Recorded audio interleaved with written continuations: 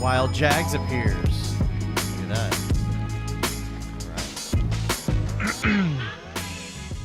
All right. Cool.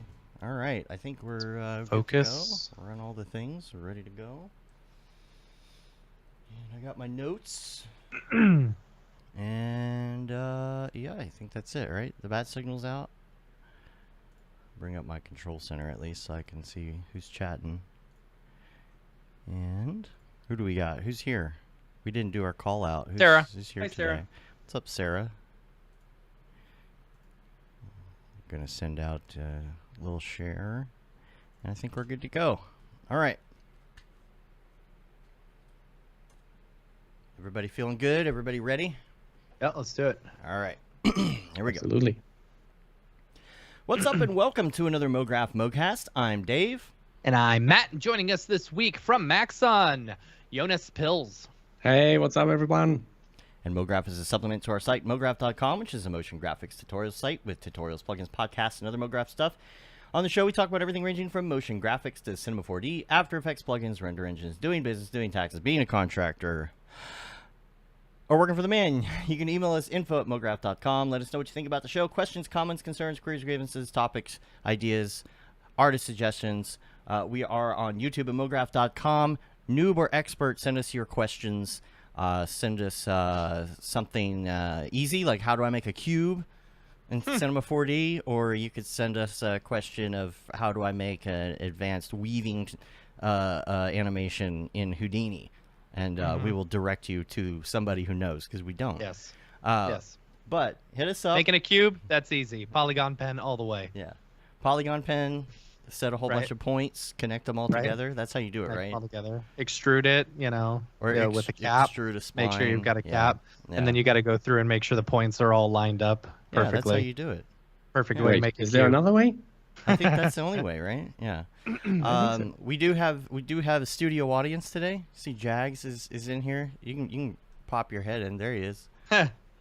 Whoa. Jax there he may is. Hey, he may how be you doing? taking my place next week. Yeah. Because I have to go argue with the courts about the property taxes. Oh, it's 'cause they're property saying taxes. I thought you had it's property jury duty. taxes. Oh, yeah. No, it's not jury I duty. won my property tax dispute. I know. I need to get your advice on how to do that because they're saying my house is worth like a lot more than it was. $250,000 more than what it was. Yeah. Well, it's Texas, so you Yeah. know, that's what Thanks, that's how they California. get you. Yeah. Thanks, Californians. Chicker jibs. But Jags is here. He's gonna fill in for you as long as he needs to. Maybe Yeah. next week, depending on how We'll that see. goes. Yeah. Because he's hanging out with us here in town. We're gonna be doing some Rococo stuff this week. Yeah. We're gonna be learning about how the suit works and everything, and we're gonna be recording like some sample stuff just to kind of try it out. You know. Yeah. That's the whole Oh, plan. that's cool. So we're gonna try it. Capturing stuff. Trying out the live capture plugins, doing stuff in like every platform. I'm sure that I'm going to be doing like cinema stuff and probably YouTube, and then Jags is probably going to be doing, Unreal stuff. I'm sure he's going to bring it into Unreal, I'm sure. Yeah. So we will, yeah, as Sarah asked, is it because of the pool? Is that why your property taxes went up? But probably not. No, you 'cause would. they'd have to appraise it. Yeah, they have to appraise it. And Yeah. I mean, the thing is, you have to tell the city that you are making adjustments on, or improvements on your house. But like none of the houses have sold for that much. Plus, a pool doesn't add that much property value to It's not your gonna house. add double the cost of the pool. Yeah, maybe like 20 grand or something, but not. Yeah. I mean, I a lot got of people mine just way down. don't want pools. It's just, and that's the thing. It's like these. It's so awful. It's just so awful. Like awful, these yeah. these counties are just gouging people. You've got inflation. You've got other companies that are buying up houses, and Yeah, that's the renting big them to thing. people. A lot of Yeah. companies, like corporations, are buying up houses, or like For people who thousands over have of businesses. asking. Yeah, and it's like, okay, Yeah. They'll at buy what point are 5 they going to houses. sell it for a loss now? Right. And my property taxes go down. They'll buy So 5 this is a houses in show your about neighborhood property and knock taxes them up, and yeah. not about motion graphics. In case you're Anyway, curious. but we're not bitter about property taxes. We're not bitter about Yeah, Texas Sarah says they property want your tax. Beeple monies. Right. But- Everyone's already got my Beeple money. My Beeple money is spent. Right. Yeah, so essentially, we're gonna do the Rococo thing this week. We'll report back and let you know our findings. It's gonna be a fun week, and I don't know if there's anything else really. It's May. Everybody's finishing school. Everybody's getting ready to go on summer vacation. We're about to hit that summer lull, you know. So not a lot going on in news. Camp Mograph. I don't think we have any updates on that right now.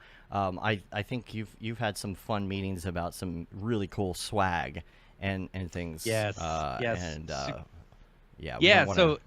Yeah. do we want to camp- talk about it yet? No, we don't want to talk about it yet. We'll let it be a surprise. It'll be fun. Yeah. You know, just for campers and stuff. So. Yeah. Yeah, we're working on some. We're trying to like up the quality and like quantity of cool swag that we get for all the campers and stuff. So yeah, we're doing that. We're also talking to, another person for a informal like type workshop or something. Something you can just drop in and like do some stuff or whatever, like fun activities. Yeah. So we got a meeting about that tomorrow. But yeah, I'm really excited about this camp. We're trying to add a lot more fun and a lot more value to it. Yeah. So which we could not done without our wonderful sponsors. So I want to give those all of our sponsors a shout out. Without them, we would not be able to do all the amazing things that we've got planned. So first off, I want to thank Otoy, our global sponsor. Otoy is presenting Camp Mograph. We're super excited to have them on board. So thank you very much, Otoy. And then our 2 village sponsors, both Maxon and Video Copilot. Super excited to have them on board. And our gold sponsor, Grayscale Gorilla. So super excited to have everyone on board. Make sure and give all of them a shout out if you're coming to camp and say, hey, thanks for keeping my price of ticket down. Mm-hmm. I haven't seen anyone do it yet, but you should. Yeah. So yeah. So that's about it. Let's get right to Jonas and talk about everything you. Now here's the thing. We've hung out on the internets quite a few times, and Yes. it's usually during the 3D motion show, so we get to like chat for a minute, and that's pretty much it, and we haven't been able to do any big meetups here or anything yet in person, so it's going to be fun to catch up with you and also to find out about what you do. And it's interesting, I guess a lot of the people that you work with you haven't even met in person until recently. Absolutely. So let's start from the beginning. And what is your official position, actually? So I'm a master trainer at Maxon. Okay. For Cinema 4D. I'm one of the master trainers taking care of like training, obviously, but also like the whole certification side and recording tutorials. Mm-hmm. A lot of stuff. Cool. A lot of stuff. And that's How not long have you been? It's How long not a have you green been with screen Maxon? behind you, by the way. I just want everybody to know. In case you Yeah, we thought had it a- was we like had the a- cleanest green screen, it's not. It's real background. Yeah, so we had a situation while preparing here. When they thought it was a green screen behind me, but then I said, well, something is not in line here, and I stood up and just He moved moves it the by background hand, like, and he oh, it's was real. totally surprised. That was cool. Anyway, sorry, Matt. What were you asking? No, I was just threw us I off. was saying, how long have you been with Maxon? Like, have you been around for a while, or like, did you come over with some of the acquisitions and stuff like that? No, I'm at Maxon since 6.5 years now. Cool. So I originally started as a demo artist / presenter. Well, in general, my job hasn't changed that much. Mm-hmm. So now it's called master trainer, and I take care a little bit more of the training side. But in general, it's still playing around with Cinema 4D and the other programs. Whenever I find something cool, I make a workshop out of it. I travel again, lucky us, and present in other cities at events and so on. And yeah, it's still a lot of fun. So you're a trainer, and then they added the word master in front of it. Does that not make you a little nervous? Like you have expectations to live up to now? Right. Like, master Like, trainer. like, you know? like you're a Lego master builder where they Yeah. only let so many in per year. Yeah. Well, that has to do with our certification system, where we have like where we certify users and we also certify trainers, but trainers can only be certified by master trainers. So yeah, we choose who's gonna be a master trainer, who is who can take care of like trainers like in a certain region, and also like certifying them and proctor them and help them getting certified and giving tips and so on. I mean, there's a lot more that you need to know as a trainer than just the software. You also need to know how to explain it so that people can understand. And also there is another expectation that, for example, if you work in production and you hire a trainer for something, you expect them to know how to troubleshoot your scenes in case you have trouble with them. And I mean that adds a whole lot more, because it's not just about like watch a tutorial, learn something, then teach it. It also requires, well, some sort of experience. Yeah, and Also especially production with experience. the troubleshooting thing, especially, you know, I've noticed several times in, you know, just working day to day, where it's like I'll run into an issue, you know, that I have maybe encountered before, and because I've troubleshot that or have done it so many times, I know the way, you know, the ways to work, the workarounds and everything with it. Yeah, absolutely. Or at least where to start to find the problem. Yeah. Totally. And what would be considered, like, what are some of the criteria, not to be a master trainer, but to be a trainer? Like, what would you say maybe like some of the top criteria would be? Well, actually, it's pretty easy, because we do those. Well, it is not easy. It's easy to explain. So we are offering like trainer certification on our website, and there it says that it is like a 3 to 4 hours test that you have with a master trainer, where you will get scenes. So we will send you scenes like a few hours in advance, and then we will ask people to open these scenes and then give some instructions. And do they have to like troubleshoot something in a scene, like try and fix a problem, or? It's both. It's troubleshooting, but it's also how can you build this up, how can you do this and that. It's basic stuff, but very deep. It's going quite deep. So it's really interesting, and we will do that for 4 hours. It's well, Cinema 4D is a really big program. Exactly, right? And we need to cover. We need to cover a lot of topics there. So it's like the basic stuff. Like we don't ask for now navigate the viewport, because whenever you like apply for being a trainer, we expect you to know that. So I mean, we can take notes while we are like solving other problems, but we actually don't do that, because everyone knows how to navigate Cinema 4D, at least everyone who wants to be a trainer. What do you think, like, until now? Obviously, you have to know Cinema 4D pretty well, right? But, like, if you want to become a trainer, like, what level do you think somebody would need to be on? Because obviously, like, to become a trainer, you're not going to, like you said, you're not going to be taught how to use the viewport. You have to be at a certain point. So, like, how does one know that they are ready to try and get into that? That's a very interesting question that we also receive a lot. How do I know that I'm ready for the test? And so we always say, well, first go through the list of certification topics and be honest with yourself. So on the Maxon website, under Learn Certification, there's a link to the list of certification topics, and it's quite extensive. And we ask people to go through that list and really be honest, like Right. to be honest, to themselves. And Right. there are also some links in there whenever we know that there is some learning content for that special topic. We point them towards that.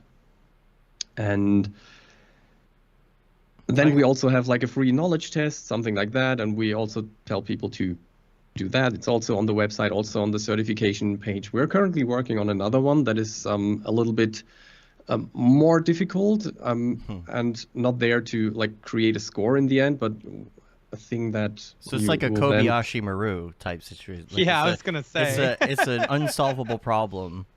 Right. Yeah. Well, solvable it is, but yeah, you need time to solve it. But it is solvable. It is solvable. It's not a trick question or anything, right? Like, no. The answer was it's not possible. No, there's so many different things to learn in cinema, and a lot of it like is dependent on what you want to do. Like, for example, Photoshop. I've first touched Photoshop in 1994, I think. I still don't know everything about Photoshop. I'll never know everything about Photoshop, and it really depends on what you're going to do with it. Some people know all these little intricate details of Photoshop or of Cinema 4D because they do something very specific, right? So, like, say somebody is, like, really, really fine-tuned on doing very specific things when it comes to, like, character animation, right? That's something they're probably going to spend a long time working in cinema. But they might not be as big into like Mograph and Fields or something, you know? Yeah. How do you figure out how deep to go with a test like that? Because some people may not ever be a master character rigger, you know? That's true. That's why we are not going like very much into detail when it comes to specific parts of the program. Like character animation is a very good example. Also, rigging is a very good example, where we have some questions in there, but they are if you are a rigger, you would consider them basic. Right. So this is more like a generalist certification then.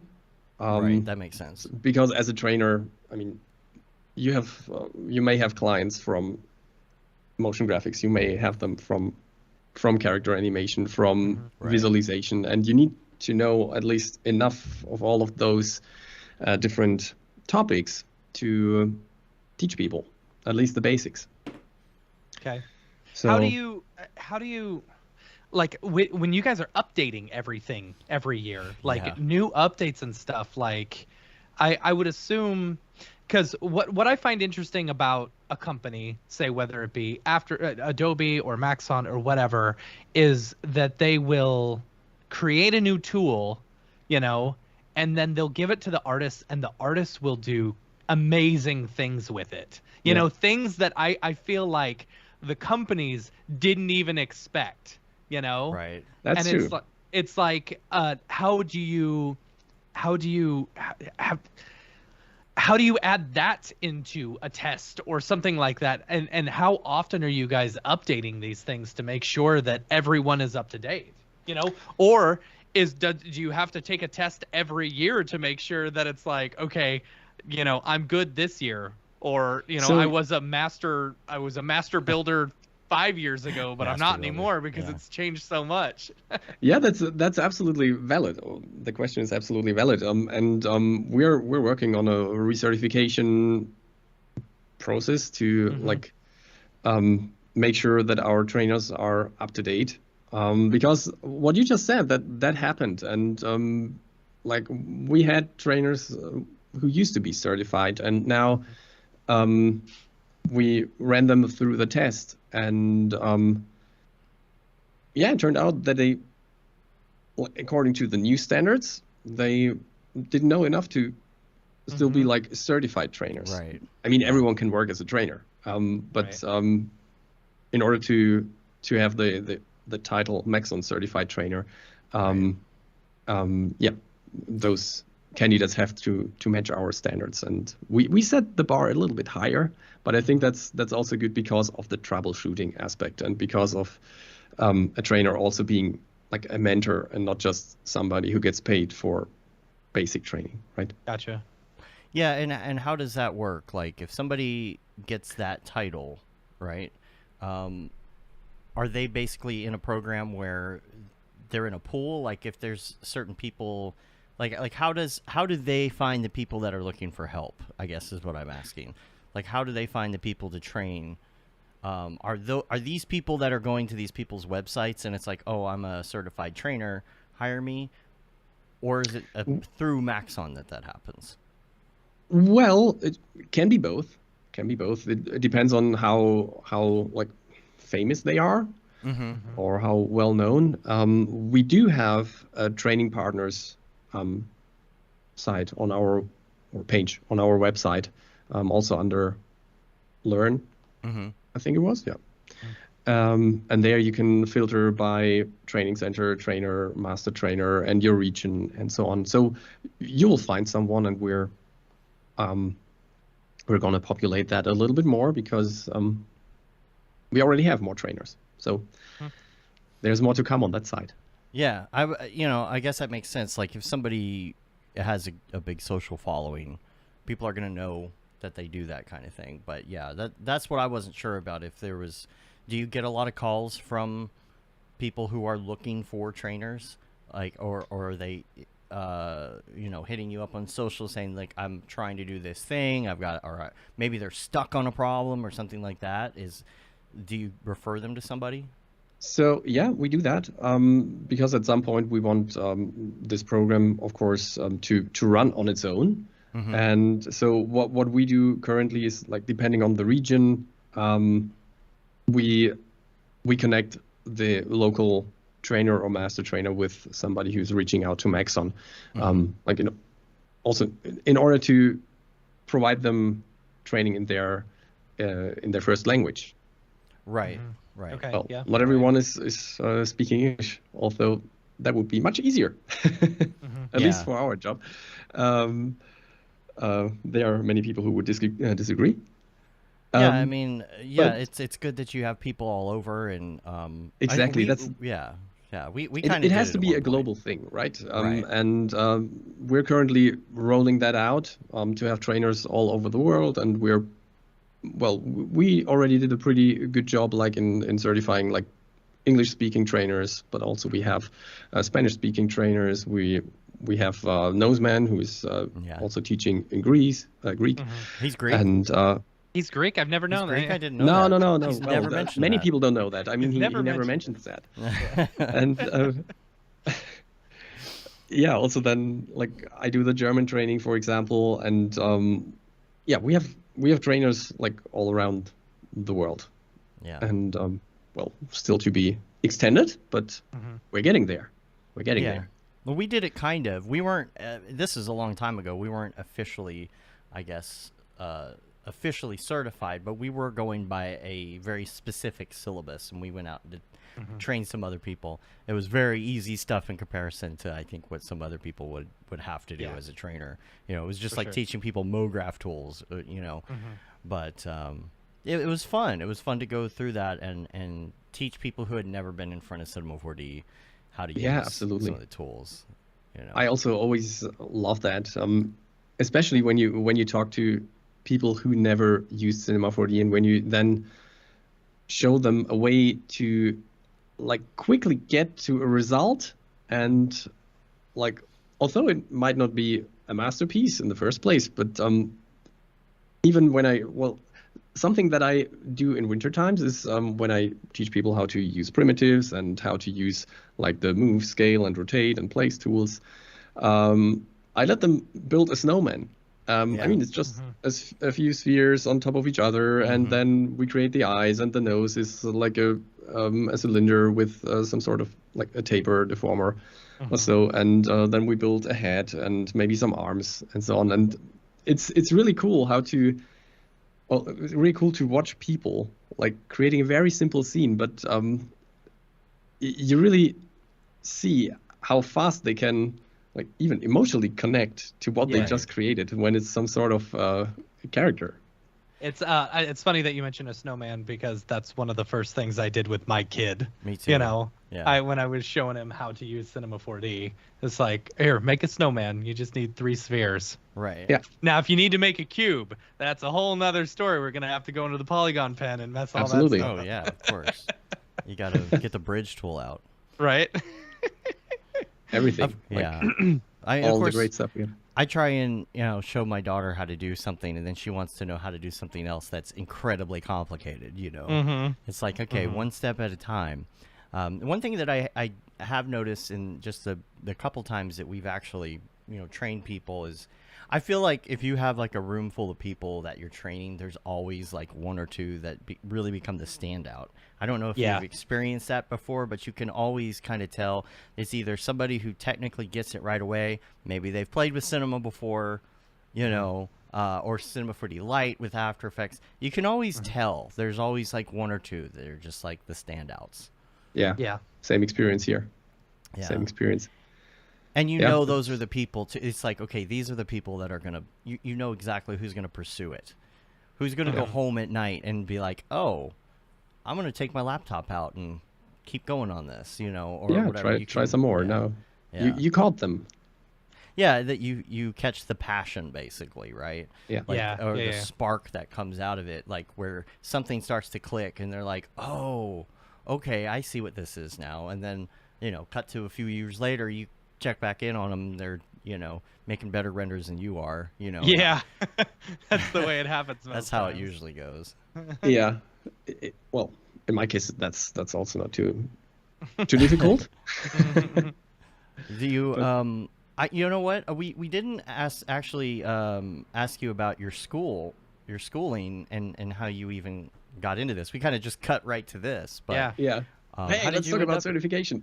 Yeah, how did you end up getting where you are now? Because in a unique position like this, it's always hindsight's 2020. But I'm sure that years ago you didn't think this was going to be your path, or maybe you did, but no, not really. So,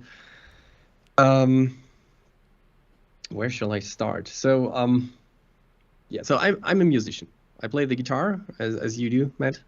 There you go. Obviously. Wow. So I just keep mine on. We pretend. On display now. Yeah. We like to pretend, right? Yeah. Yeah. yeah, But I mean, I'm- it's getting more musicians. difficult with families and jobs and so on. So yeah, my guitar time per day has been reduced by a lot. Matt makes the joke all the time that, if you haven't heard him say it before on here, that all Mographers are failed musicians. So It's true. Yep. Oh yeah, yeah. it is true. Yeah, I always thought about studying something with music or so, but then I thought, maybe that's not the thing. Maybe I should like have it as a hobby and just keep it as a hobby and find something else. And then I went to a school where they had some sort of like art as one of the branches for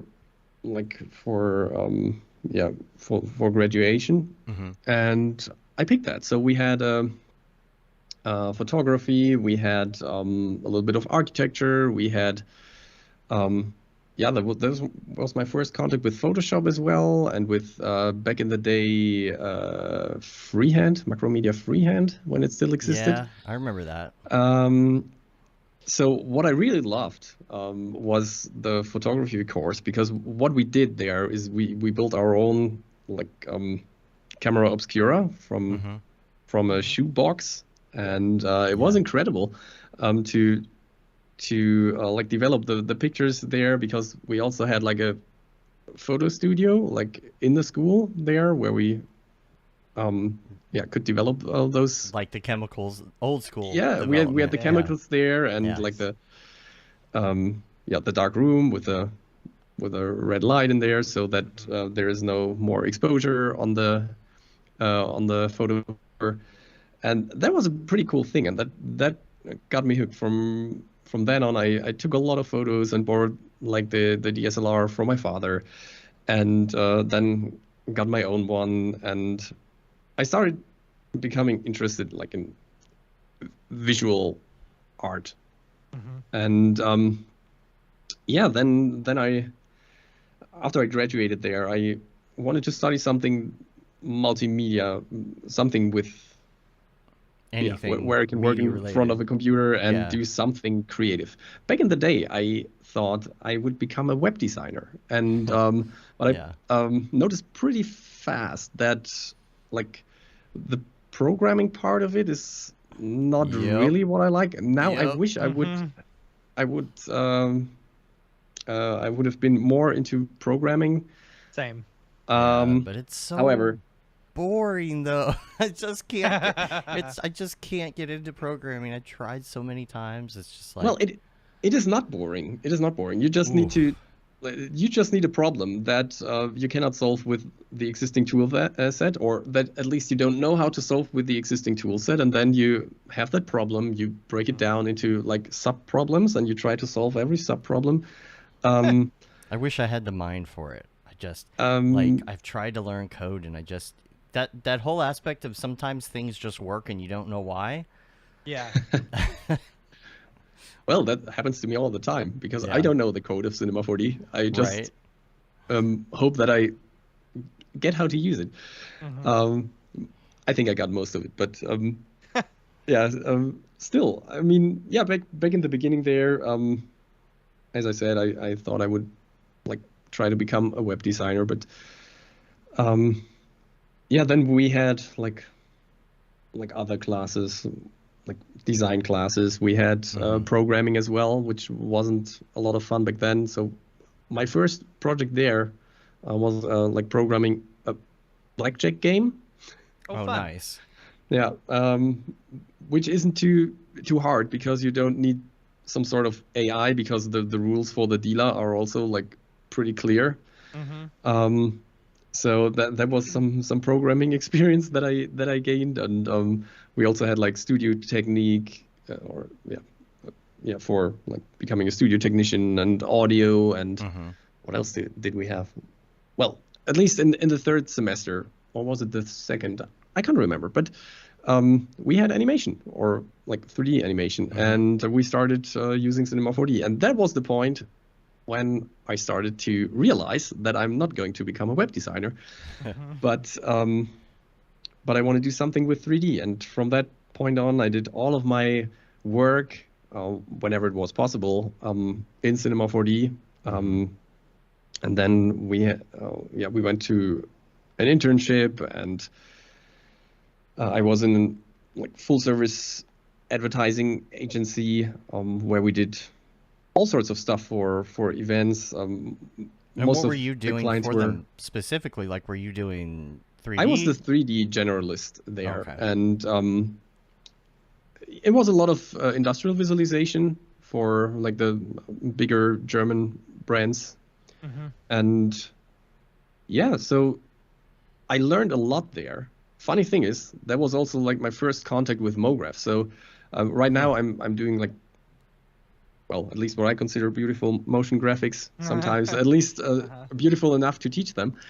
But I didn't learn Mograph in the motion graphics context. So Right. I learned it in the industrial visualization context, which is kind of cool because from the beginning, I used those tools with a little bit of thinking outside the box. And that's what I love about Mograph and all of the other tools inside of Cinema 4D as well.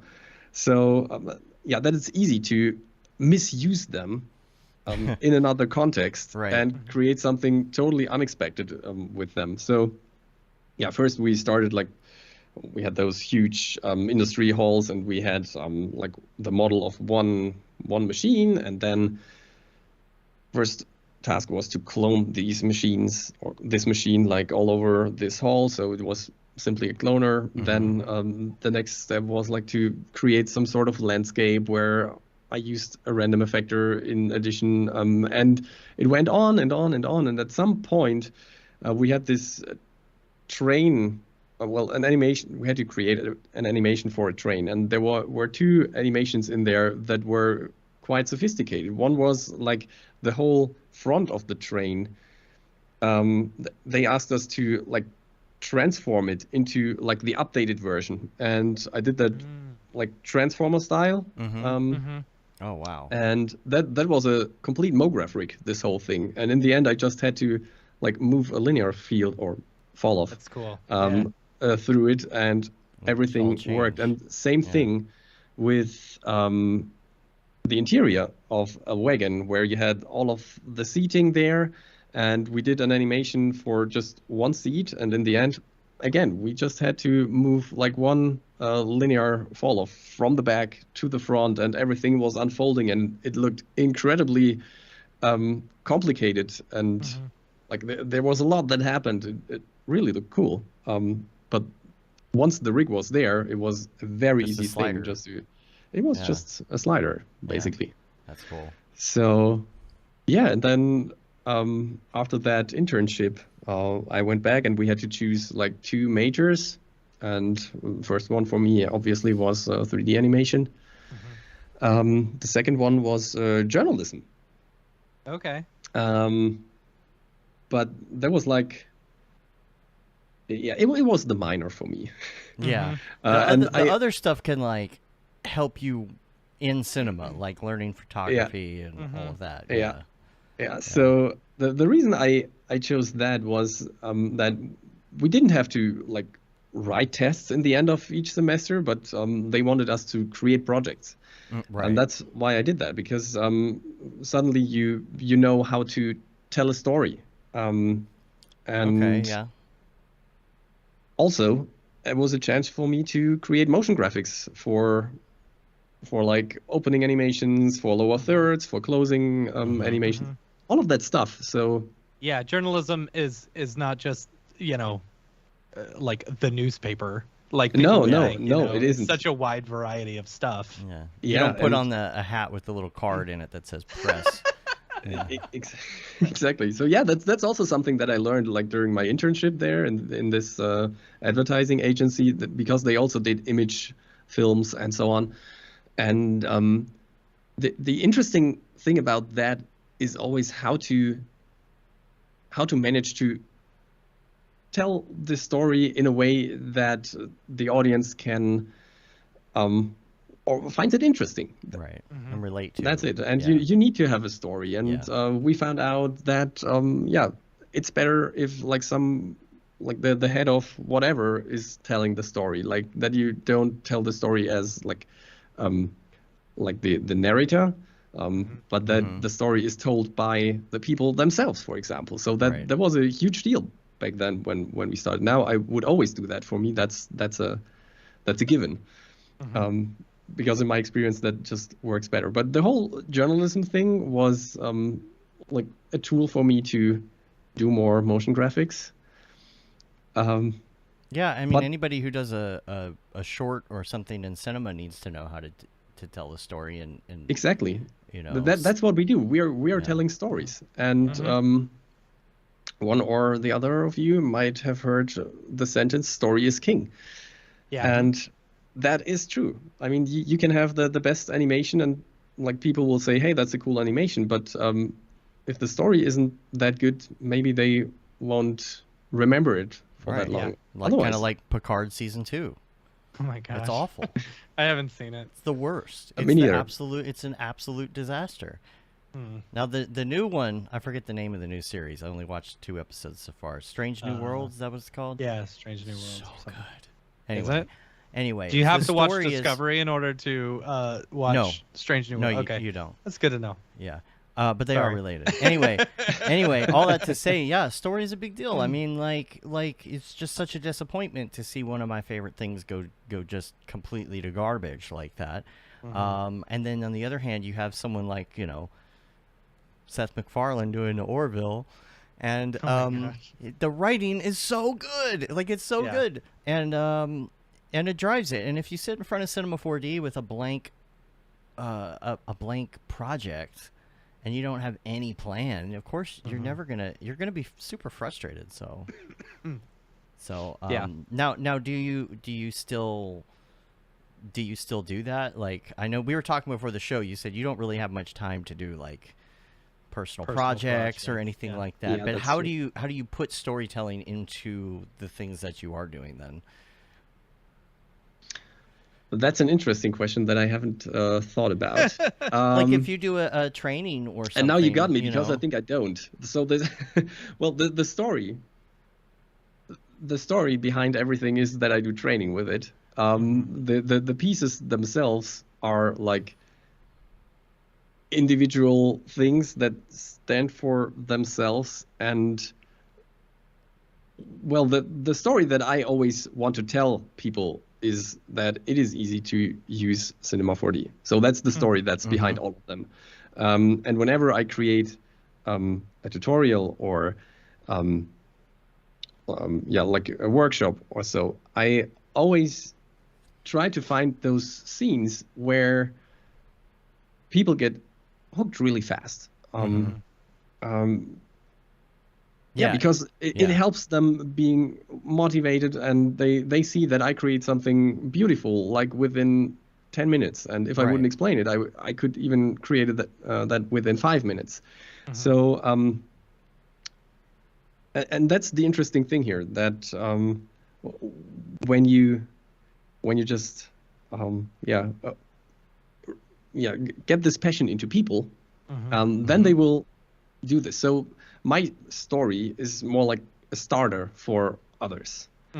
So that's what I would consider. Yours is the prequel, my story. Really. Yeah, it's the prequel. The appetizer. It's hard for people to, especially if they're new, to be in front of that interface and kind of see nothing yet, and having to learn all of this information, and there are so many buttons and stuff like that, right? And I can do this only because I know where the buttons are, of course. So also that requires a lot of learning and experience and so on.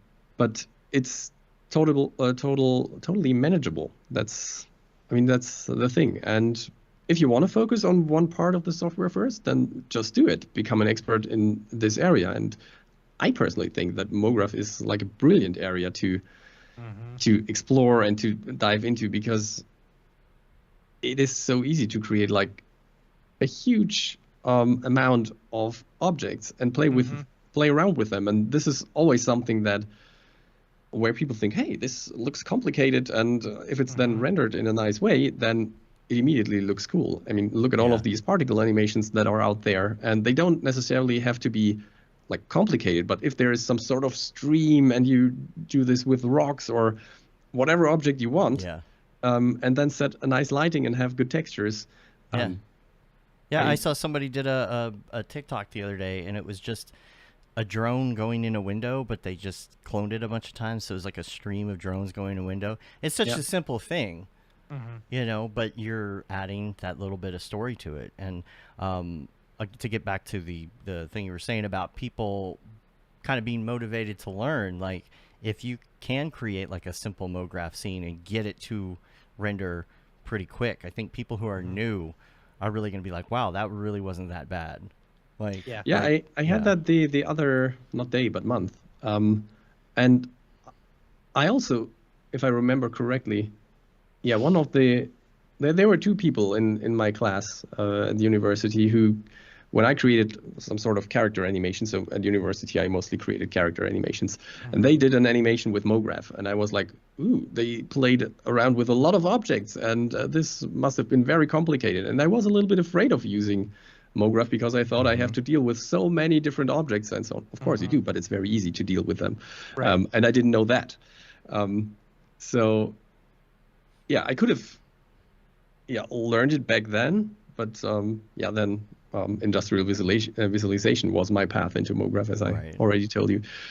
It was less intimidating for me for some reason that I can't understand anymore today. But like the other month, I trained like new users, and they wanted to know how they can like put crystals on some sort of sphere, and they really placed them by hand, and then they asked me if there was like an easier way to do that, and then I just created a cloner and set it to object mode and put the sphere in, and bam, random effector, there you go. And they were like, oh, if I knew that. And I said, well, the cool thing about this is not just that you created it, or that we created it now really fast, but that it's also still editable. It's Yeah. totally procedural. Right. You can replace those objects. You can play with their size. You can randomize everything, Randomize. and at any point in time, you can do whatever you want with these crystals that have been placed there. And this was such a wow moment. That's always what I want to see when I train people. At least fun once. to see people light up like Right. that, you know, The and light like bulb. have this moment where so much more of this program has just been opened up to them because Right. of that, you know. Exactly. Yeah. Yeah. Because cloners, Exactly. when you start to learn the basics of how every single one of them works, it's kind of all the same, and there's a point where it clicks, and it's like, oh my gosh, I didn't realize you could do this. Yeah. When I learned about Falloffs, you know, back when they were still Falloffs, you know, before they Yeah. were fields, like that blew my mind. I was doing it the old-fashioned way, where, you know, throw everything in a cloner, make it editable, and then animate each of those individual pieces. Ouch. You know. Yeah. Yeah. Yeah, that's the hard way. Mm-hmm. Yeah. Definitely. Yeah. I like the idea though of having like a story for a tutorial. You know. Mhm. Of course, some people like you to get to the point, but I don't know. It's like Yeah. here's how to make this cloner in Cinema 4D. Anyway, here's the recipe for brownies. Right. You know, just a whole story. Or you spend 35 minutes like doing a backstory behind your cloners, and then you teach the cloners for 5 minutes. Well, I mean, that was one thing that I always appreciated about like Andrew Kramer tutorials or you know, Grayscale Gorilla tutorials is like you'd make something really pretty that you would have.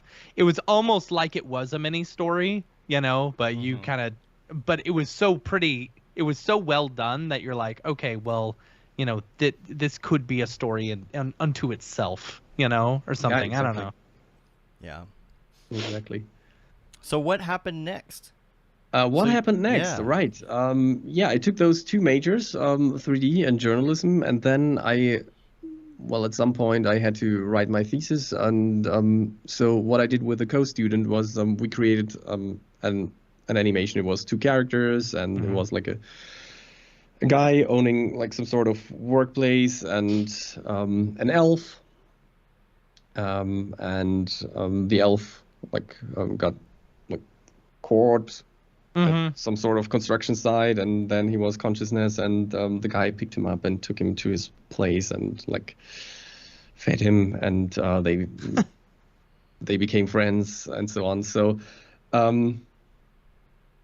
that was an ambitious project because it was like 5 minutes of character animation just in 3D, and then there was an intro and outro that was hand painted. And also, one thing that is really cool is whenever you don't know how to create an effect like in CG, just try doing it like in real life. So we wanted to create these painterly effects, and so what we did was, well, back then that was, oh God, a long time ago. It's more than 10 years now. Wow.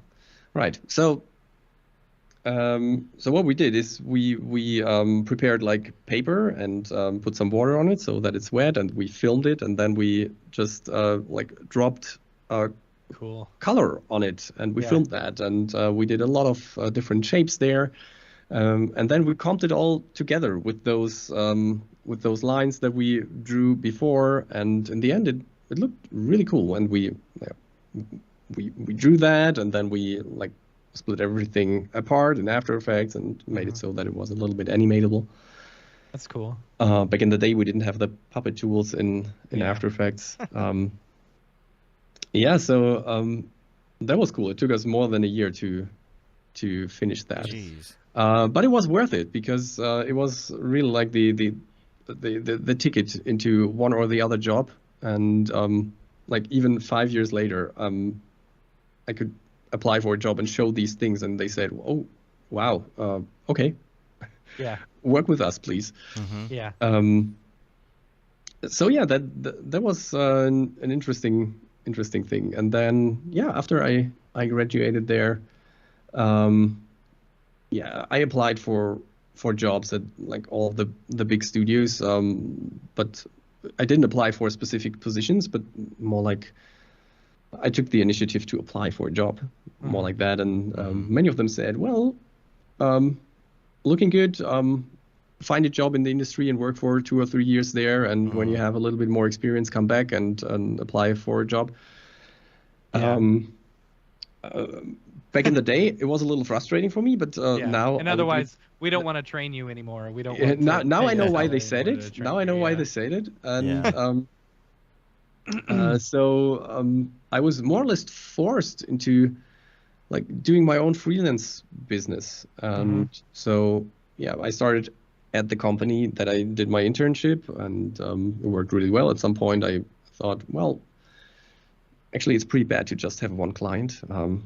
Apart from the fact that it's illegal in Germany just to have one client, because then you're like a pretend. Employee. Yeah, you are like pretending to be freelance, but you aren't. You don't want that permalancer situation. Right. Permalancer, I like that word. Yeah. So you have to have at least one other client. So I was reaching out to other studios, and they were all really happy to have another freelancer. And then I had like 4 studios that I worked for on a regular basis. That's cool. And did a lot of industrial visualization, automotive. I did also like a character job for a TV show, and it was really interesting. And at some point I thought, well, maybe I should go like more into the marketing direction and like to step a little bit back from the pressure that you have in production. Yeah, for sure. Sometimes. And then I saw this job opening at the Maxon website, and I thought, hey, cool, let's apply for this job. And so I did, and I got the job. And yeah, since then I'm playing around. I still got deadlines. That didn't disappear, but they are different. Yeah. Right. Yeah, but that's pretty much how I ended up here. And then, yeah, as I said, I applied as for the position as a demo artist, and then this evolved to be some sort of product marketing specialist, and then like trainer, master trainer, software evangelist, all of those titles. No big deal. No big deal. Just master trainer. You know. Right. Yeah. Well, and so you do the webinars, and I feel like not enough people know about the webinars. Yes. So it's not just me doing the webinars. So Right. Since we merged with Red Giant, we now have a dedicated training team, and the head of training is Simon Walker. I love Simon. Simon is a great guy. And but Even also though the he others. supports Crystal. I knew that was coming. I knew that was coming. So the cool thing about this team is that everyone is so cool, and they are all doing great shows, and we're also doing a lot of training for our bigger customers in the background, and now coming back trade shows and live events and so on. But we have a lot of webinars going on, especially now since ZBrush joined the Maxon family. Yeah. Yeah. Because they've been crazy in the past, and still are, when it comes to live shows. I mean, they are streaming literally, well, almost every day, which is insane. It's insane. But so cool because they are just pumping it out, and there is a lot of. It's easy to learn all of this stuff, and so what we did is we created 4-5 shows. One is demystifying post-production, which is every Monday at I think it is 9 a.m. Pacific. I always have the Central European times in mind. It's at 6 p.m. in Central Europe. And demystifying post-production is cool because we have a topic per month. Be right back. Yes, of course. We have a topic per month. And then we have like 4 or 5, depending on how many Mondays we have the month, webinars about that topic. And we invite our extended training team on a regular basis. So we have external trainers as well, like Oliver Luisa, like Lionel Visidomini, or Dustin Lakema, or Noseman. Yeah.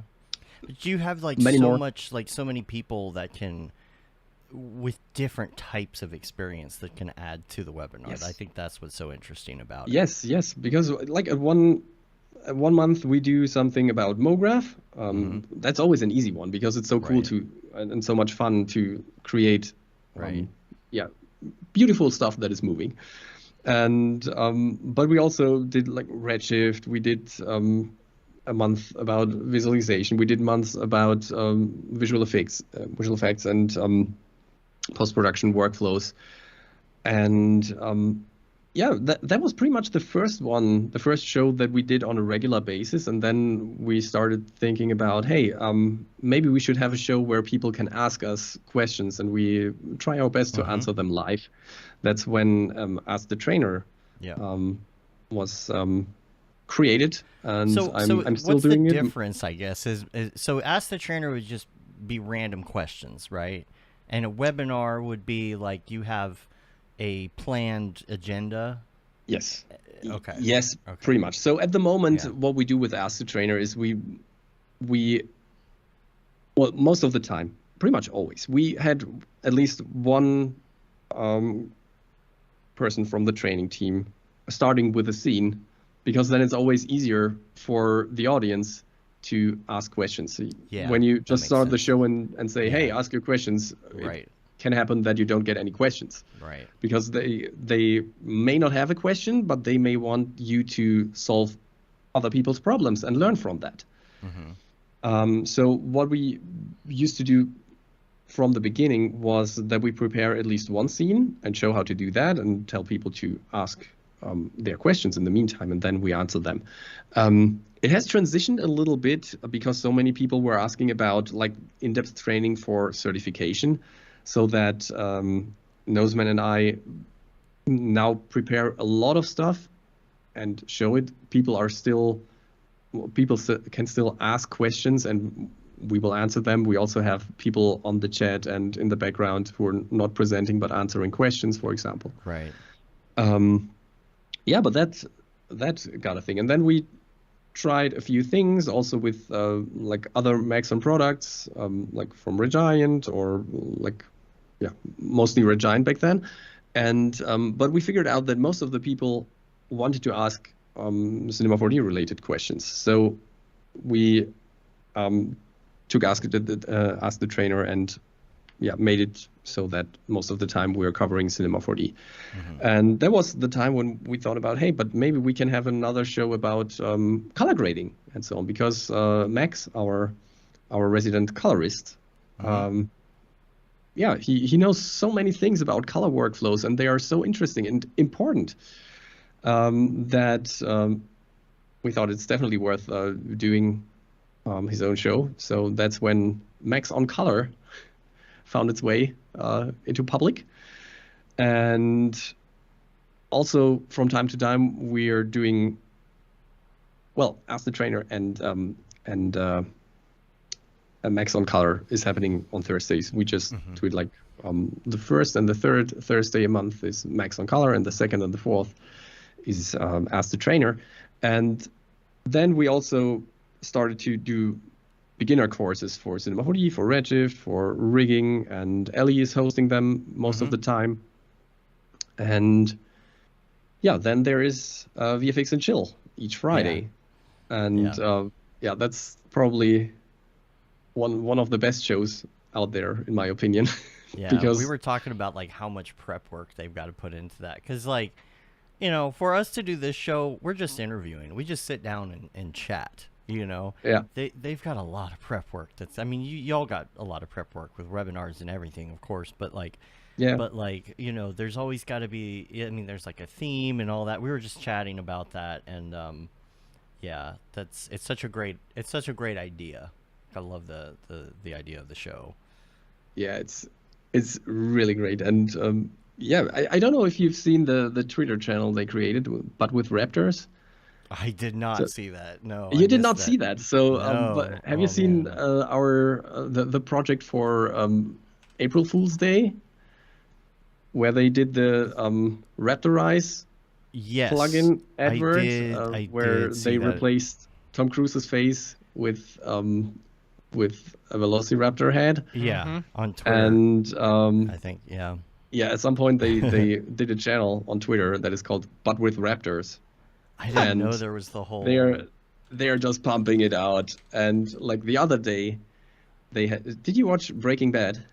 Oh I yeah. guess you did, right? Uh-huh. So you know the scene, the Yeah, Say My Name scene. That and The Wire are two of the best shows I've ever Breaking seen. Bad, Yeah. and The Wire. Yeah. So I guess you can remember that scene. It gave me Yes, goosebumps yeah. when he was saying like "Say my name," and then the other guy says, Right. "You're Heisenberg." You're goddamn right. Yeah, So- here it is. I got it actually right here. Let me bring it up. Yeah, Check this out. Wow, they got 13,000 people following this Twitter account now. That is amazing. so it's even better with sound because can you switch? This is Can you so turn on the sound? great. Is that possible? I think I can. Hold on. Let's see. Oh, I have Twitter muted so I don't accidentally blast everybody. Yeah. Let me turn it up here. There we go. I don't think we'll be And able to hear it, will play. And y'all won't be able to hear it, but the audience Okay. will. And of course, as soon as I do that, like it just sits there like not working. Hold on. Let me try it one more time. Unmute. Unmute. Say my name. There it is. You're goddamn right. Wow. It is so funny. Oh my gosh. I can't believe So- we've got Say my 13,000 name, people. Breaking Bad. I was almost Breaking lying on Bad. the ground watching this one, especially. Oh my Yeah, god. Funny. They did. Those cats with a Velociraptor. Oh, are there you pretty go. nice. See, I'm already blasting people with accidental audio. There we go. Yeah. I did not realize, like, I did not realize that this happened. This is so amazing. Yeah. Also, the Titanic one is really nice with was it Kate Winslet? I think so. Gosh, And like in the front of the ship, and Leonardo is standing behind her, holding her, but his head was replaced did I pass with the that head one? of a Did I pass Velociraptor. that one on here already? Did I? I don't think so. It's a little bit older, but well, older, like a month or two. Yeah. Gosh, this So- gained traction so quick. Yeah. Here it is. Here's There the- it is. Yeah. I love that. there's I want that on a t-shirt. So Hashi, Seth, if you're watching this, or Michael, if you're watching this, I want this on a t-shirt. Oh, Yeah, this right. is so good, man. Cool. Yeah. All so right. That's Everybody that's a follow very good that. one. I gotta follow. I'm following. There we go. Yeah. That's funny. That's amazing. Oh man, yeah. I told Hashi we need to figure out a day we can we can do a show as well. So we're trying to work out a date on that. Absolutely. Yeah. So, man, so it's funny. Like, I imagine when I think of day-to-day life at Maxon, I'm just imagining like all of our friends in one big room together doing stuff. Right. And it's like not actually like that, you know? Yeah. It's not much different than our everyday life as it is right now, where we're talking to all of our friends Right. online. Yeah. Yeah, I mean it's still a little bit different because you really see each other. You know how everyone is reacting, not just by watching their heads, but like seeing the full like body language and so on. It is different. It is different. I just like last week I got to know like many of my team members like in person. I didn't know them in person before. I've never seen them like in real life before. So that was a lot of fun. Yeah. A I lot can't of fun. believe you hadn't met Ellie in real life. No, I mean she's just like 1 hour time difference away. I know. So, but even back in the day, I never visited the UK offices, and she never came to the headquarters. So there was no. It's so Yeah, funny to meeting me point. because how far away are those two headquarters? Yeah. You know, like Well, it's Frankfurt, London, pretty much. right, but it's like not too how long. long It's of a drive would that be? Yeah. You know, I don't know that. I would have to guess. I would say, I don't know, maybe. Well, from Frankfurt. I don't Talking know. like I an never did hour that. or I like never a did that day? by. Like because we have Not even no a day. concept of anything in Europe Yeah, because yeah, we're because Americans. like, yeah, And so we don't know where anything is at. We don't know But geography. when we're talking about flight times, it like Frankfurt to London is like 1 hour, maybe a little bit more. Okay. It's not So far. so It's it's not probably far. like 6-hour drive. yeah. 6 to 8 Here, hour I'm drive. googling it. Well, right now. you have to like go through the channel somehow, Right. Uh-huh. like a Right, tunnel you'd have or to get on a Oh, ferry. It's A a ferry. 9-hour drive. It's a 9 Yeah. 9 hours. Yeah. Okay. Yeah. Okay. Cool. Didn't know that. But still, yeah. Yeah. I mean, I guess that's considerable distance. If it was like an hour, Yeah, but I'd be like- like, yeah. I don't know. Like I feel like it amazes me when people say, "Oh, I haven't visited over there," and they live in Europe, and it's like, An "Oh, but you're hour so away. close." Yeah. Yeah. It's You're like so being close. in Dallas and saying It's- you've never been right. to Fort Worth. It's really Right. interesting, isn't it? So Uh-huh. like I heard that a lot from people from the US that it's just 1 hour away. Why don't you just drive there? Yeah. Because it's a Yeah. long distance thing. No, it's not. And It's not. No, it's not. An hour isn't that long. But- I'm literally driving 17 hours in like a couple days. Yeah. Yeah. Just to go to Florida. America. Yeah. It's like, But yeah. like the other day, I had a conversation with a colleague who's coming from like originally from Mallorca, like the Spanish island. Mhm. And she said that they wouldn't even do like a 15-hour ride because that's too long Yeah. It's funny. on the island. So it's so funny. Like the perception of distance Mm-hmm. is completely different. Yeah. Yeah, and you Like, get used to basi- it here, because Mhm. just Absolutely. everything is even just for me and Matt to go to each other's house. It's an is hour. An Yeah. hour, Yeah. So it's like, yeah, it's interesting though because again in my head I'm just imagining you just hang out with Rick and Paul and Matthias all day, Right. just like and it's not the case. I don't. How do you all manage running things? Like, do you stay like on something like Discord all day, or actually y'all use Microsoft Teams, right? Yeah. And so is it mostly like chat, or do y'all end up in video chat sometimes? We It kind of depends. do that sometimes, like It depends. Sometimes we just ask questions like in our team chat or so, and just to get quick responses. Chat is the better way because usually, you know how it is. When you like each other, you talk to each other. right. Yeah. And once you start a phone call and say, "Hey, I just got 5 minutes," 1 hour and 5 minutes later, you say, Right. Yeah. "Oh, yeah." Well, I can't go to lunch.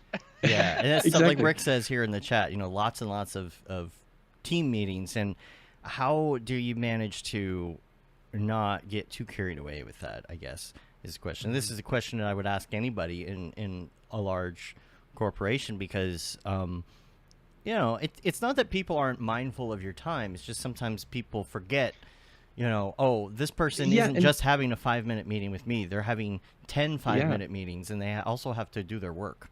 Yeah, and you also shouldn't forget where we are all coming from, which, well, not all of us, but I'm coming from like working in the office. So there's a lot of distraction there because like every 5 or 10 minutes, somebody's coming to your office and asking you something. So it is different. I noticed that I can work like much more focused when I'm at home because the barrier, like the mental barrier or psychological Yeah. barrier for like disturbing someone like is higher. So people tend to let you just work. And I noticed that when we went to home office, when COVID started to hit, that I was much more productive. And by much more productive, I mean like Yeah. 50, 40, 50% more productive. That's funny. Makes sense. And so many people like kind of crap on the homework, I think And I totally those- get that as yeah. well, because of course you can be productive when you are at home, but on the Or the other opposite. hand, you're yeah, that's also possible. But all of the contact with colleagues. So one thing is that you're less informed because you don't have this these little chats on the corridor Right. with people from all departments. That's a huge deal. People are just like taking it for granted or so. Like it's just a normal thing. But well, after the home office time, I really appreciate that stuff. And It's hard to. also, There's you not want a to good talk to replacement. everyone. Sorry? Yeah. Yeah. I said there's not a good replacement for it. No, Yeah. you cannot replace that. Yeah. It's not possible. Also, there are things that that can that will be created because of this, because people from different departments with like different requirements are meeting randomly on a corridor, sitting down, Or like go to having their lunch randomly. together, Yeah. talking about stuff, and suddenly it might turn into a feature, right? And this conversation wouldn't have happened like in home office, Yeah. because people there is no like Teams or Skype or whatever corridor. Yeah, and So, we've got like people that we work with behind the scenes here as well for either our, either for Nexus or for Mograph, and we've, on occasion met up in person, after COVID, and it's like, oh man, like if we could do this every day, like just imagine, But there is both sides to it, right? If we were doing that every day, we'd just be brainstorming every day and not doing any actual work. So Right. Yeah. So I think the best way is a hybrid, and I think that's my goal to spend like 2 or 3 days a week in the office, but still have those other 2 or 3 days, like working from home, being productive. I agree. Or more productive. During the summer, I find it, because my wife's a teacher and, my kids are home during the summer, I found it, sometimes difficult to work from home with all the distractions, and there's been many times where I've thought about getting an external office or an external desk or something like that, just so I can go Same there here, yeah. just to focus on for, a few days a week and stuff like that. Yeah. I also have 2 children, and so I can like really focus in the mornings, because then they are like in school. But once they are back, I always have to. Well, we don't have like a closed office room at home, so it's all open, especially downstairs. So whenever I wanted to record something during that time, I had to go up to one of my daughter's rooms and record there when she was out of the house. Yeah. Because there you have a carpet and a lot of stuff that is like, just getting rid of all of the reverb in the rooms. Like downstairs, it's all like wooden floor, and there's not enough stuff that will like swallow all of the sounds and the reverb, and so and it was tough, but that's also one thing that I'm happy about, that like here in the office I have the studio. I can do recordings there. I can do live streams there, and so on. Let me ask you to completely change the subject. When you're doing tutorials or something like that, or coming up with an idea for a tutorial, how do they come to you? Or is there a certain thing that Maxon says, hey, we really need to show off this feature, or we want more attention towards this feature, can you do a tutorial on it? It is both, but to be honest, I'm not doing too many tutorials. Mainly because like in the last 2 years, it was hard for me to like spend like 2 hours in a row, like in one of my daughter's rooms to record something, and So but what I enjoy doing is the quick tips. So I'm doing the Cinema 4D quick tip series since like 5 years now. We play them on Mograph TV all the time. Oh, that's cool. Because they're great. Cool. They're great filler, because like they're in little chunks. So if like there's a certain amount of time that we need to fill, like we'll just have a list of quick tips that we can throw in there. Oh, that's great. Yeah. That's great. So I'm really enjoying creating these, because I just like need to come up with a topic, and I mean. Like creating a quick tip is really easy, because you get those questions like from the chats, from our live streams. You have other people like asking for stuff, like colleagues and like our external trainers. There are so many sources for quick tips. There are even people reaching out to me and asking if I could like record a quick tip on this topic or that topic, which is amazing because it's all useful knowledge and it's easy to record. I mean, usually I prepare a scene that's actually what takes the longest to find a good scene to show what the problem is and how you can solve it. And yeah, then I record it. Usually that's a take of, well, it depends. Can be like a take one thing. Happened more recently. But most of the time, I mean, like 1 year ago. So when I created a quick tip, I recorded like a 5-minute take for a quick tip that was like, well, let's say 1.5 minutes long, and you wouldn't believe how many edits I have in there. Yeah. So I'm pretty good at like pronouncing the same sentence exactly the same twice in a row or 3 times in a row. So I can cut like in the middle of the sentence, and nobody would ever notice, because when you do it often enough, you can edit the visuals together so that it's just matching. And so you wouldn't believe how many audio tricks I do that people would never know that anything. It's but people, if you're watching, it's embarrassing how much we edit. But we do. I think it's a great skill to have. The interesting thing though is that I always thought that I have to do that because I'm not a native speaker.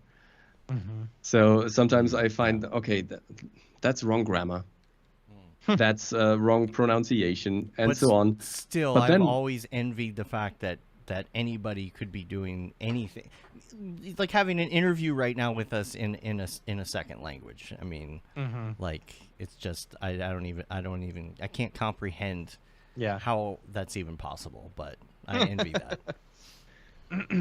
Yeah, got used to it.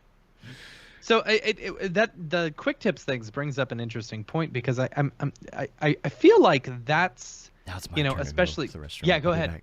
I feel like especially with the TikTok age and Twitter and like back when I was starting off, if I wanted to learn something, I would have to Google it or YouTube search it or something and find if someone had done a tutorial on it.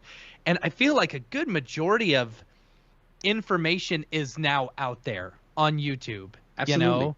And so like we kind of slowed down on doing tutorials quite a bit over the past few years, because it feels like, what there else? Are so many. Why do I need to bring this same thing into the world if someone else has already done it and explained it well enough? And especially with us as professionals, quote unquote, like we've been in this industry long enough to where a good majority of things that we want to do, we already know how to do. And it's only ever so often that we go into these tutorials and stuff. That's why I really enjoy the quick tip stuff, because and I feel like a lot of like content creators and stuff are doing that type of thing, because one, it catches people's attention really quickly, and two, it's not the same type of thing that you're seeing.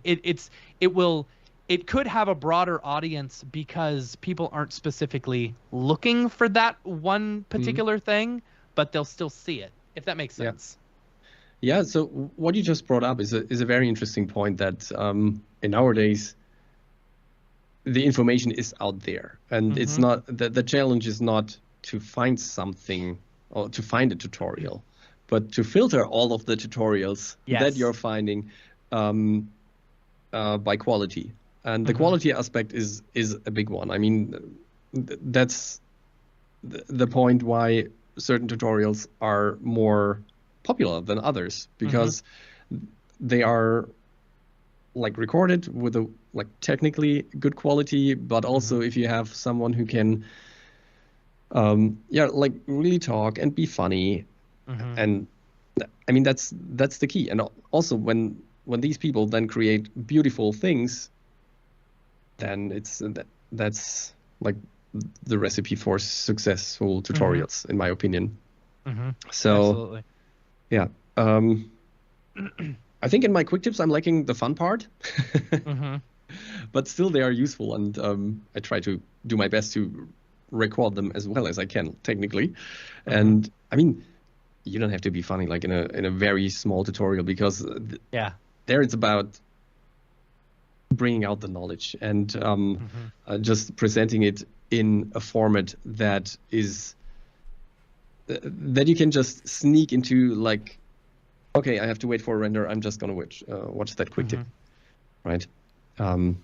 Or if they or just being able to see a whole load of quick tips and go through and like it's like, even if you know the information, having a quick refresher, it's kind of the same, along the same lines of why I tell people who are trying to work with certain studios to continue to contact them, you know, and don't feel annoying, because what that does is it puts you at the top of their mind, right? They may forget you exist when a job comes up, but if you're at the top of their mind, they're going to remember that. Similar to these quick tips, you know? If you're seeing it constantly and stuff like that, it may be a quick way that you have forgotten how to work, or a, you know, a workflow that can help you make things better or quicker. That happens to me too. Like, it sounds strange, but at some point when you recorded enough tutorials, you will be watching your own tutorials to remember how to 100%. how you created something back then. And the worst is when you Google how to do something and your tutorial comes up and it's the only thing that comes up, but that's not the answer to your problem. And you're like, no, not my tutorial. I could have told you that.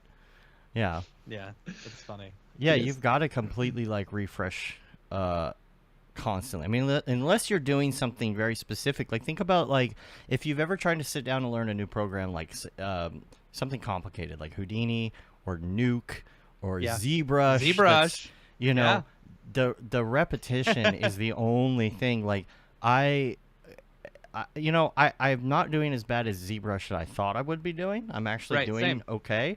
The interface, my goodness, it just takes a lot. It is not does take a little bit, and it is different. I think it's a totally different mindset that you need, because it is like creating, like, really, it's a sculpting application. It's not meant to, or it doesn't want you to put the graphics tablet by side to just hit a shortcut or so. I mean, you can use shortcuts, but it is designed to just use it entirely with a tablet. And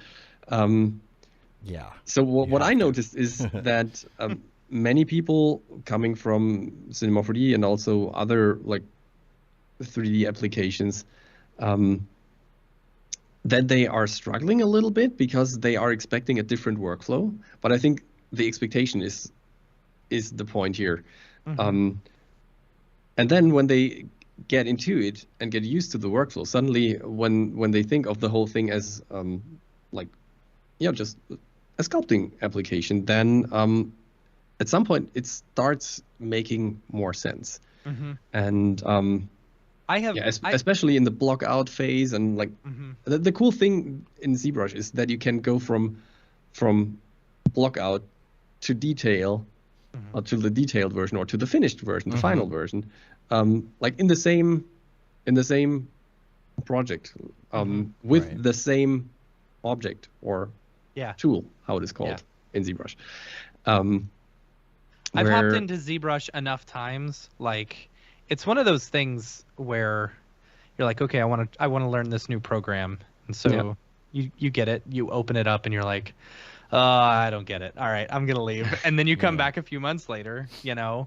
And one thing that I was really excited about was, you know, with ZBrush being added on to the Maxon family, you know, like being able to come to these, you know, to like NAB. NAB was, it's been a few like years. I always feel like I come away from NAB with an, you know, exponential amount of knowledge, you know, that I can put into my workflow and stuff like that. And I while a lot of the stuff in cinema now is starting to become, you know, kind of the same things I've seen every year or whatever, or aren't necessarily new to me, the ZBrush stuff I was just enthralled with, you know. ZBrush was like, ZBrush is like Nuke or those other ones where like you just got to keep opening it. Like You Nuke- do. You just Yeah. like, and honestly, what was great was, I sat down with Sasha Vinogradova for a minute, and I was like, okay, show me ZBrush, and so she was kind of showing me stuff, but like I was just going through the motions, and then I sat down and I watched Anna's presentation at NAB and like really paid attention, and it's like that one just blew my mind as far as like, okay, I get it now. And then there's certain things like once you realize that ZBrush, everything is alphabetical, which why I have no idea. But once you understand that everything is alphabetical, it's like, okay, now I kind of know where things are. Yeah. Yeah. Suddenly it makes sense. Yeah. Mm-hmm. Yeah. But the repetition, it's that repetition. It's doing things a bunch of times, watching those quick tips over and over. Yep. Yep. Drive it into your brain. So, let me ask you this: so you're doing this stuff for Maxon, Yeah. and are you having to add on all the new companies and the new softwares onto your repertoire in order to become Maxon certified, or is it going to be? Oh man, that's a good question. Like, I knew that you would bring that up, and certainly you don't have to be a master ZBrush trainer in order to be. No, and I can't. Okay. Because, what's up here? Let me quickly. All right. Someone's calling you on Teams. Right. Yeah, FaceTime. Family on FaceTime. Bad timing. So here we go. Do not disturb. Here we go. Yeah. All right. Yeah. So the question is tough, and in the beginning, I still like wanted to know everything. Like the first other company and product that like came to the Maxon family was Redshift, and I thought, well, Redshift. I mean, that's okay. easy. That's another renderer. I can learn that. I mean, some into workflows are still different, and but it works for me. Because I can still be like in the Cinema 4D universe. I mean, back then I thought, okay, good, but we have more host applications now. Do I have to learn all of the host applications now? Right. Unfortunately, I don't have to. Well, fortunately, I mean, fortunately. I wanted to say both, fortunately. That was a. Right, but then we did the merger with Red Giant, and suddenly you have like a lot of new stuff. I mean, there are 4 suites that you can use inside of After Effects. Lucky me, I used After Effects like for my whole professional life, so I'm good with that. I know the host application, but there was the time when I played with a lot of things and I loved them. Like for example, SuperComp. It's such an amazing tool. I mean, it's like having layers that are aware of each other and all of these things that you can do with that, like the haze and the glows, all of the presets that are in there. It's just fantastic. Then you also have trap code, particular, but also the tracking stuff. You have the shadows, reflections that you can do. You have the whole universe suite. I mean, that alone is like more than 100 plugins, I think. That VHS filter, man, I use that all the time. Yeah. It's just so like amazing because you have all of these tools. As a trainer, I was like, oh, do I really have to learn all of this? I mean, but then at some point, I mean, Red Giant used to be really good when it comes to marketing, and we, with the merger, we now have this joint force, all these joint forces. So that was the moment when I realized that I don't have to be an expert in all of these things. I use the tools, I add them to my workflow, and I do tutorials with them or webinars. But I also know that I have enough people here in the team who can help me when I don't know how to solve something. And I think that's. I mean, for the others, it was the same. Like they didn't know Cinema 4D, for example, and So we are helping each other out and doing like train each other as well, if you will. Yeah. It's one of my favorite things about like, the acquisitions and the mergers and stuff like that is like, with Max on One, I was really excited about getting ZBrush. I got to tell you, I was very excited about that. It's so fantastic. And so absolutely. and then like, but for because the merger with Red Giant happened during COVID and stuff like that, so it's like we didn't have a chance to like sit down with some of the Red Giant people and see kind of what it was all about, minus the online streaming stuff. But it's so different, online streaming versus like going to an actual event and seeing it happen. At least that's with me. It's totally different. Yeah. And like being able to talk one-on-one with the person who's doing the training, because there's questions that come up, and like it's great to just be able to sit there, and talk to them. And I'm sure you get that now, exponentially more, because it's like, hey, how do I do this, or is there a better workflow for this, which is great. So what I want to be able to is to like provide basic training for all of the products. So that's what I can imagine, but being an expert now in all of the products that we have, I don't even think that's possible. Right. Sure it is. Yeah. Well, with enough years of training. With enough years, yeah. Yeah. Yeah, but I mean, I never used to be like a big ZBrush user until now, and now I'm learning it, and I mean it's a fantastic program, but still, it's a beast. Absolutely, there are so many things, like, and when sorry, go ahead. Yeah, when you know all of these things, for example, about Cinema 4D, you know how many years it took you to know all of that stuff. Yeah, absolutely. And now I have this wall of years in front of me when it comes to ZBrush, and I'm looking forward to this wall, to climbing that wall. Right. But it is still a huge wall. Yeah.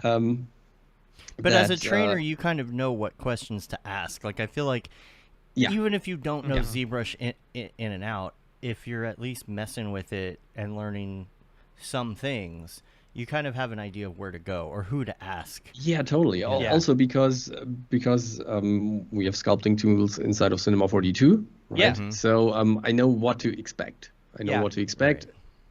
Plus a lot more. So it is way more capable. That is out of question. But those are the things that I need to learn, definitely, because of course everyone can just pick a brush and paint on a sphere or on a head. With ZBrush, it's a little bit different, because it's not just technical knowledge that you need. It's also like more artistic. You need to spend more, if you want to create a character, for example, you need to spend more time learning anatomy, for example, to really know how bodies are, where are the muscles, where is everything, right? And it's a lot more to discover. But yeah, I'm looking forward to that. Jags was over at my place on Saturday, and I was showing him the new Cintiqs that Dave and I got, and I was showing him some ZBrush stuff and kind of reiterating everything that I had learned at NAB through talking to the different instructors and stuff. And so one thing that I like to say is, anytime someone's like sculpting something or making something, just say it's a monster, because they can look like anything. Right, exactly. And that's what I was doing in Anna's presentation. It's funny because I felt like I actually did all right, but when she starts working on the alien, she's like, oh, like when you're modeling a skull. I'm like, no, I don't know. Yeah, like, I don't know anything about modeling a skull. I probably should do a little bit of that, probably buy some books, if I really want to learn about that. But that's exactly what it was, though. It's like, yeah, but this is a monster, though. Yeah. So I can do whatever I want. And I really did learn a lot. And I think it's funny because her whole presentation is, like 45 minutes to an hour. Like that, yeah. The first presentation. And I got so far, and I had this whole thing built, and I learned all this stuff about ZBrush. And I looked down. I had only done 15 minutes of her tutorial because I had been going through and hitting pause for the last 2 days. And then working, I realized I only did 15 minutes, and I learned so much with just that 15 minutes. So I'm looking forward to doing the rest and doing the other ones and doing the ones that Paul did, you know, at NAB. And Jonas, if you can put in a good word, I want Sculptris Pro in everything. oh man, I know. Like, I want that in standard C4D. I want that in Forger. I played around with Forger for the first time, and I gotta say, I really like it. I really like it. You know, as like, see, me personally, I come from a sculpting background in Cinema 4D. Like, that's what I didn't want to buy ZBrush or anything like that. You know, I was like, okay, these sculpting tools are in here. And I don't know if you know Patrick Goski. I never met him in person, but yeah, I know him from. He's an amazing sculptor, you know. And Dave and I went down to go visit Patrick and Matthias when they were at South by Southwest. You know, and so it was so long ago. I know, you know, and I was talking to Patrick, and Patrick kind of showed me, you know, sculpting in Cinema 4D, and I wanted to get into it, you know, so I learned it, you know, and I did a whole tutorial series on it and stuff like that. You don't get enough credit for. It's I've fine. said that it's before, whatever. But you get so many good compliments on that Cinema 4D. Yeah, I mean, it's because, but like being able to add some of these tools into Cinema, you know, like the Z remesher, I'm so excited. Like that's great. Like I showed Jags that on Saturday, and it's like it's just the being able to see the beautiful edge flow and the beautiful topology. It's you fantastic, know? isn't it? It's oh my gosh! I mean, it's just adding a little bit of that playful ZBrushiness to Cinema 4D, like a little bit more of it. Yeah. I mean, Z remesher in combination with like in ZBrush it's Dynamesh, but we also in Cinema 4D there is the option to model with volumes. Right. And that was I think the Z remesher, like the ZBrush acquisition just for Z remesher alone was worth it with the volume modeling, you know, because that's something that I've always told, that, you know, I told Rick and I told all of them. I said the volume modeling is awesome, but it's this, as soon as you want some clean topology, it's like, it's gross. I never used it specifically because I just did not like the way the topology, but now you got Z remesher, it's like, man, that's the only way I'm going to model now. Yeah, absolutely. It's, well, I mean, there are other cool modeling features like in the latest release that might want you to look into those features too, but I get your point. It's now so easy to just create. Right? Yeah. And not taking care of or not thinking about like restrictions that might come with topology and so on. You can start creating and then you remesh it, and maybe you then might need to do some retopology still, but not to that extent that you would have had before. And like, it's funny before because it would have been like 100%. Now it's like maybe 5. And we're working on projects right now. We can't like fully go to 26 yet. So like it's like, man, I need Z remesher. Hold on, let me open 26 real quick and do the thing, and then like export it and bring it back into our current project. I can't wait till we're fully over in 26. Yeah. But that makes sense. That makes sense. So back in my days in production, the only release I immediately updated to was R17. So that was the one takes? when exactly. Yeah. And takes were the reason for me to update back then. Yeah. Because I was like I almost finished all animations. It was for a huge car brand an animation, and back in the day I wanted to create like many render layers, like the background. I wanted to separate the background from the middle ground, from the foreground, then have like special layers for dust, and I even like rendered the hero objects separately, and we didn't have the power to render all of this stuff like rough reflections, for example. So that was a huge deal back then, kids, if you're watching. We had to what I did there was, for example, I rendered the car, the hero object, and then I rendered it, but like 180 degrees reversed, to get the reflection, but with the right perspective, and then I blurred it in compositing. It was Well, back then, that was the funny thing about this one. I thought about all of these processes, and then I got hired by Maxon, and another guy had to had to do all of the compositing stuff, and he was constantly calling me, like when I was on my first trade shows for Maxon. Hey, what did you want to do with this pass? What did you want to do with that thing that you rendered there? And I explained everything to him, and then in the end, it made sense. But the point was, we still didn't have the time to render all of this, like, for example, with rough reflections, because rough reflections used to be very expensive in terms of render time. Even a little bit. Even a little bit of, yeah. like, blurriness would add just mountains of time. Exactly. I always wanted to, like, trick everything so that I have fast render times. And my goal was to have less than 3 minutes render time per full HD frame. That's still my goal. I used to do... but the tools are different now. And the computers. Yeah. I'm sure everybody did this back in the day, but you do the environment map because then you're not worried about the reflections as much. Did you do the environment map? I did use that in that project as well. But like we had like a stylized city that was made out of cylinders and some sliced tubes around them, and they were animated and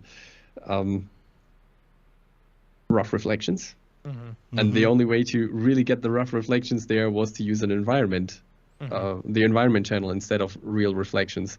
In the end, that was in there, right? That was hidden that was hidden in depth of field. But the only there was one scene where I used physical render to actually like really render the depth of field, because there was some sort of like explosion with a lot of debris and so on, and the car was driving through that all of that stuff. And I wanted to have depth of field in there, but as you all know, post depth of field looks really good, or can look really good when it's like in the background.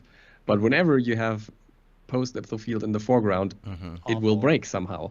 You can't see around the refraction of the light. Right. There's nothing. There's no information there. So I ended up like different renderers per shot, even different render techniques. Like I had like cell rendering, sketch and tune. I had like usual rendering, but then the same thing with physical back then. And so a lot of render passes. I ended up having like 13 to 15 render passes per shot, and that's why I needed the take system back then. To create all of these render layers. And then one of my favorite stories is when 17 came out. Like Dave and I had just jumped off on our own, to run Nexus Motion full time. I know what you're saying. And so what always happens is whenever you go and leave a company, they're almost always the first client you have, right? Yeah. And so assuming you don't burn your bridges. Assuming you don't burn your bridges, right? So there was a project that I was on while there. They came back and they're like, hey, we want to do this. And so what used to have to happen was when they were on 16, they weren't on 17. So we would have to make multiple versions of the project over and over again to change out materials. And so we were on 17. And so I was like, oh yeah, that's going to take a really long time because we've got to do that. And what ended up happening is we were able to charge almost like a week's worth of time. And it really only took us a day because they didn't realize that 17 had changed and we were able to just easily change all the takes. It was amazing. They're not still a client. They're not listening, right? Yeah, no, they went out of business. Oh, that's Every right. company I've ever worked for has gone out of business. So, Oh, shit. Yep, after I left, of course. Okay, well, don't ever leave our business then. There you go. Yeah. Do you have any projects? I guess not projects. Do you have anything you're working on currently that's coming up, in not like personal projects, but like at Maxon? Of course, non-NDA stuff. Of course, as much as you can say. A specific webinar or a specific something that's coming up with a theme or a topic or anything. Like what is your next one? I'm thinking about a lot of things, of course. Like the thing that is safe to say that is coming up is like a new quick tip every Thursday. Okay. So that's Cool. that's a given. So I'm producing quick tips like for 2 years in a row now, every week. And So are these going to be like 26 related, or is it? whenever there's a new release, they are related to this release. Of course, because I work for Max and I get the new versions a little bit earlier. Yeah. Of course. So I would can hope already so. start recording Yeah. when Yeah. and schedule those videos. You know what would be great? And because Insidium's really good about this. They've got their online video, stuff where you can click on a certain thing. I would love to be able to see videos in the help, Oh, man. manual and stuff like Yeah. that. Oh, that would be insane. Well, the thing is, it But already goes that's to a the lot page. of work. I understand. That's a lot of work, yeah. You could somehow embed your tips into pages that already exist with that information, right? Like if you right click on like a Mograph tool, it takes you to the page. I'm sure there's some quick tips you've done on that. Just put it in there. Yeah. Put it in the web page. Yep. I'm actually not sure if they did it in one or two places. Oh, maybe they already did. That would be. I mean, imagine being able to I don't watch a know. video on something. If yes, like it's that. not too many. If yes, it's not too many. So don't expect to have a video everywhere. Yeah. I mean, you At this got point in time. hundreds of them so far. You got what, Yeah. 300 almost? at Yeah, this point? more More than that? Wow. Yeah. Yeah. So I recorded maybe 200 of them. Mm-hmm. But yeah, they are like the old quick tips list was, I think when I stopped it to create the new one, because I thought like 25 with a new interface and so on, that would be a good break to Sure. move the quick tips over to the Max on Training Team YouTube channel. Right. And yeah, also start a fresh quick tip playlist with quick tips Yeah. that only have the new interface. Yeah. So the old quick tips list was, I think, 350 and a few, and the new one we are, I think, at 30, 40, something like that at the That's moment. the other thing to mention too, is that there's two different channels to follow on YouTube. It's the Max on channel and the Max on Training Team channel. Yes.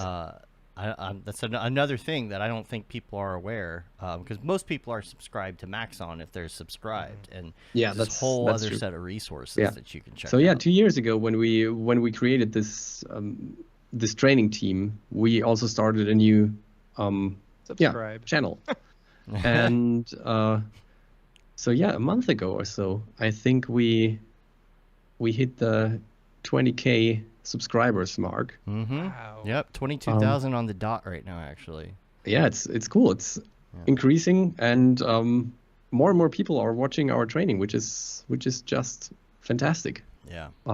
Because that's why we're doing it. I mean, we want to train people. We want people to know how to use our software and also show that it's cool, and share some really valuable tips, because like all of our external trainers, for example, they are still like working in production.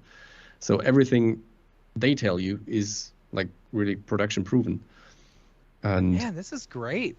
I'm looking at it right now. Why did I not? I feel stupid because I didn't know this was here. But So like, what- and all the quality is really good on So- all like the renders and stuff like that. That's great. yeah, so what we are doing is we are not only doing those webinars, those live webinars, we're also just uploading them so everyone can watch them, and also take advantage of the questions that have been asked and that we are answering, and just to be trained. And they're Yeah, playing on that's- Mograph that's it. TV as well, randomly, you Yep. know? So you'll see them on there as well. And the quick tips and everything else play on there too, you know? So you might turn on Mograph TV and you might see it right after this episode. You never know. You never know. Could be this Never know. afternoon. Yeah. Yeah, that's a cool thing. So everything that is demystifying post-production webinars, like our Monday webinars, are up there. Our Getting Started series, like the How to Maxon. Then Maxon Color is on there. Ask the Trainer is on there. VFix and Chill is on the Red Giant. Yes. channel. The red Oh, giant. so you Yeah. gotta So if you subscribe want to the Red rewatch Giant. any The giant VFX and stuff chill, over too. yeah. Yeah. But the cool thing is, with all of the trainings that we do before we upload them, we add timestamps. Well, Mhm. I say we, but actually it's Dr. Sassi's work. So he's doing a great job at Sassy. timestamping all of these videos to add even more value Mm-hmm. and to to just categorize the stuff. Gosh. So you can quickly jump to everything. That's I'm a looking at huge amount the of- Red Giant YouTube page, and I see VFX and chill, everything, everywhere at once, hot dog fingers. It's like, all right. hot dog fingers. Great. Yeah. That's cool. Hot dog fingers. All right. Well. Oh, this is fun. What? It's like our storage facility got broken into. Oh boy. Okay. All right. Uh, One of ours, not none of our tech stuff. It's Yeah. one of our okay, that's fun. All right. Yeah. That's I fun. guess you Gotta wanna go take care of that, right? now. Yeah. Let's go take care of that. Julie's going up there right now, I guess. Yeah, Fun. that's- Yeah, I mean, usually we say, what projects and stuff are you working on that are coming up, but like personal projects and things. But I think you've got plenty on your hands, and people know, Yeah. It's what to check out and things to yeah, it's trainings and workshops. We are really busy, like preparing all of that stuff, all of that learning content. So that's what we do pretty much every day, and it's what makes us happy, especially when people are giving us like great feedback. And yeah, it's very motivating. So Cool. really love that. We're really looking forward to the next things that we're gonna do. Do you post anything online like Instagram, Twitter, any of that? Like, I'm guessing you I don't have post Twitter. like dailies or anything, but No, I post from time to time on Twitter.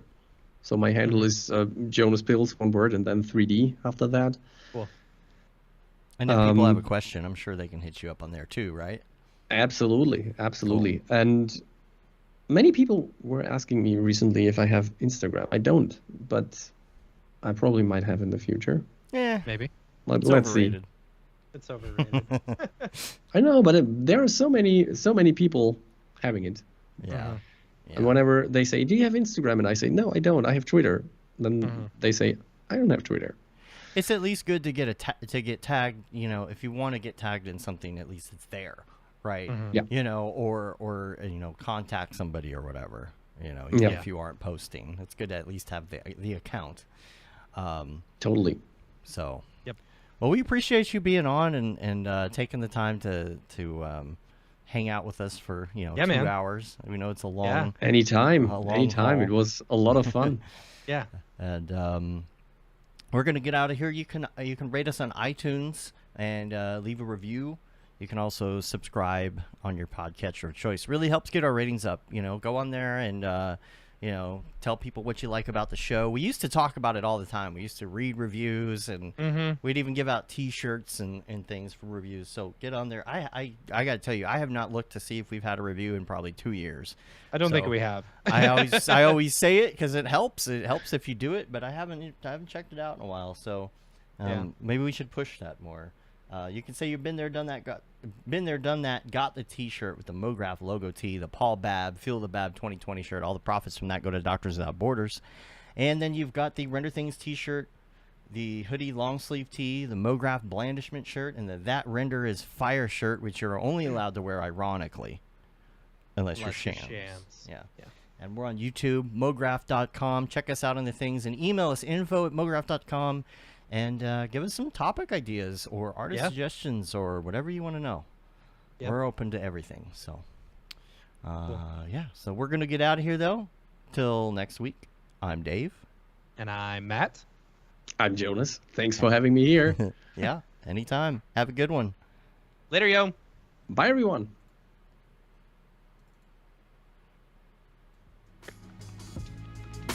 All right, stand by, y'all.